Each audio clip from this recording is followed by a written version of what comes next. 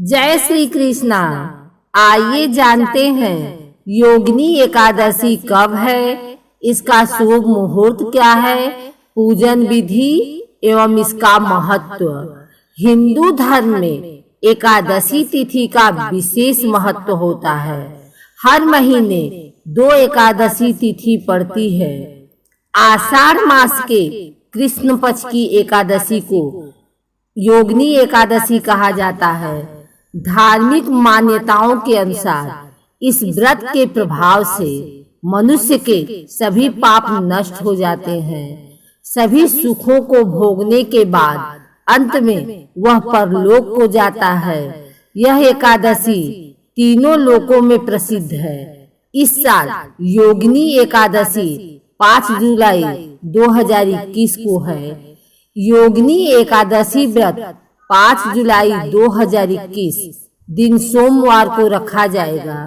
एकादशी तिथि 4 जुलाई को रात 7:55 से शुरू होगी और 5 जुलाई की रात 10:30 तक रहेगी।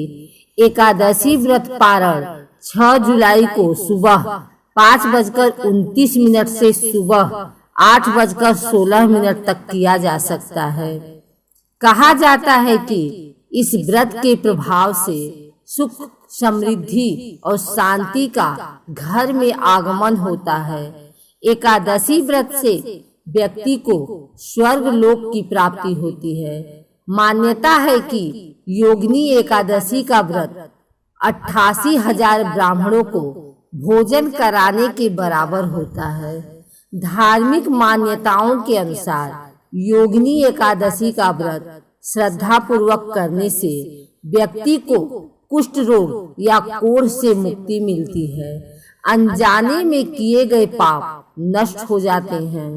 भगवान विष्णु की कृपा से मृत्यु के बाद उनके चरणों में स्थान मिलता है।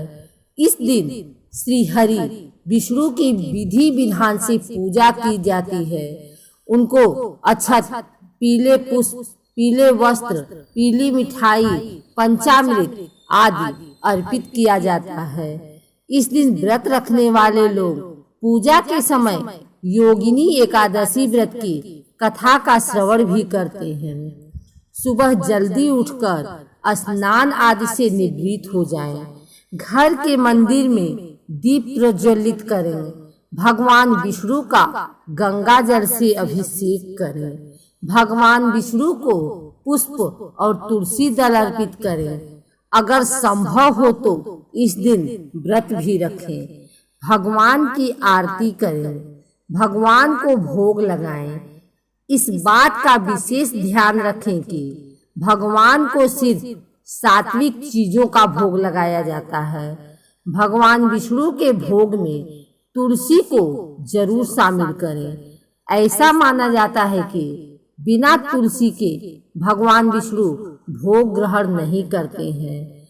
इस पावन दिन भगवान विष्णु के साथ ही माता लक्ष्मी की भी पूजा करें। इस दिन भगवान का अधिक से अधिक ध्यान करें।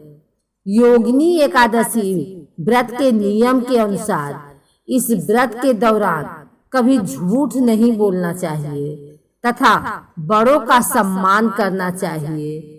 योगिनी एकादशी व्रत के दौरान किसी के दिल को ठेस नहीं पहुंचाना चाहिए एवं जरूरतमंदों की मदद जरूर करना चाहिए। योगिनी एकादशी व्रत के दिन घर में केवल सात्विक भोजन ही करना चाहिए। इस दिन घर में अंडा, मांस, मदिरा आदि का सेवन कतई नहीं करना चाहिए। दशमी की रात से ही द्वादशी की रात तक ब्रह्मचर्य का पालन करना चाहिए। योगिनी एकादशी व्रत के लिए दशमी की रात से ही जमीन पर सोना चाहिए तथा एकादशी की रात को जागकर भगवान का कीर्तन करना चाहिए।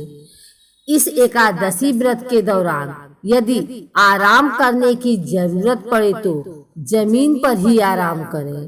एकादशी के व्रत में दशमी की रात से लेकर द्वादशी के सुबह एकादशी व्रत के पारण करने तक अन्न ग्रहण नहीं करना चाहिए।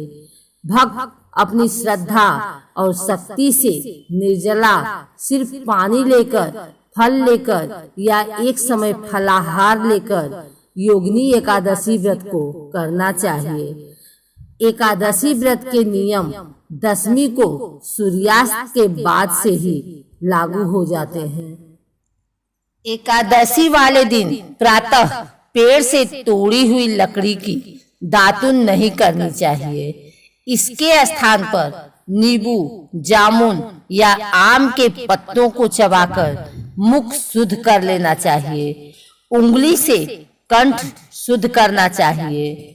इस दिन ध्यान रखें, वृक्ष से पत्ता तोड़ना वर्जित है, अतः स्वयं गिरे हुए पत्तों का ही उपयोग करें।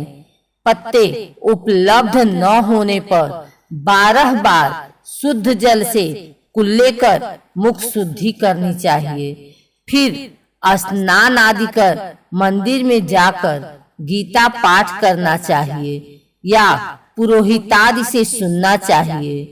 भगवान के सम्मुख इस प्रकार प्रण करना चाहिए, आज मैं दुराचारी, चोर व पाखंडी व्यक्ति से बात व्यवहार नहीं करूंगा।